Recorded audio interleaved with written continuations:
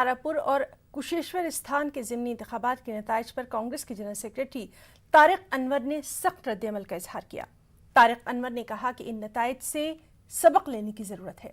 तारिक अनवर के मुताबिक अब वक्त आ गया है कि पार्टी अपने दम पर तंजीम को मजबूत करे। रियासत में कांग्रेस का तंजीमी ढांचा नहीं है। उन्होंने ये भी सवाल किया कि दूसरे की बैसाखी पर आखिर कब तक चलेंगे।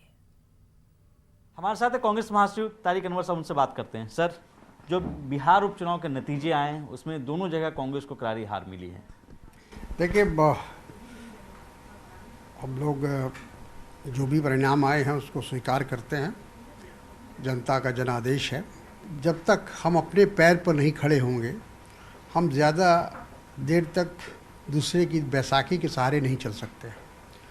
तो कांग्रेस को बार बार एक तरह से ये सीख मिल रही है कि अपना संगठन मजबूत करें, पार्टी को मजबूत करें, ग्रास रूट पर काम करें।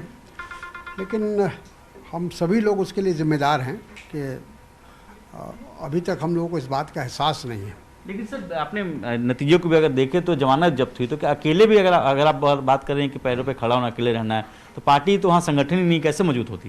नहीं, देखिए, जब संगठन नहीं रहेगा या संगठन का ग्रास रूट पर इंफ्रास्ट्रक्चर नहीं होगा तो परिणाम तो इसी तरह के आएंगे।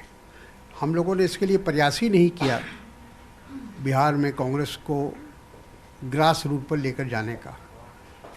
हमारे जो भी हमारा संगठन का ढांचा है वो यूँ कहा जाए कि कागजी ज़्यादा है और ज़मीन पर कम है।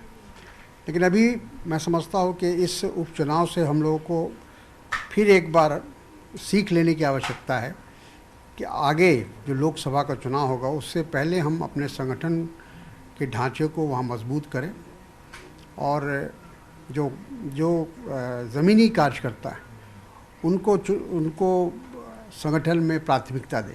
एक आखिरी सवाल है, तो इसका मतलब माना जाए कि अब आप लोगों का समय आ गया है कि संगठन मजबूत करने के लिए एकला चलो की तरह रहें? नहीं, देखिए, हमारी तैयारी रहेगी। अगर हमको गठबंधन भी करना है तो गठबंधन सम्मानजनक तभी होगा जब हमारा संगठन मजबूत होगा, वरना हम किसी की दया पर मुनहसर रहेंगे। तो हम नहीं चाहते कि हम किसी की दया पर मुनहसर रहें। न्यूज़ 18 से बातचीत करने के लिए शुक्रिया। वीडियो जर्नलिस्ट सोनू के साथ रवि सिसोदिया, न्यूज़ 18 दिल्ली।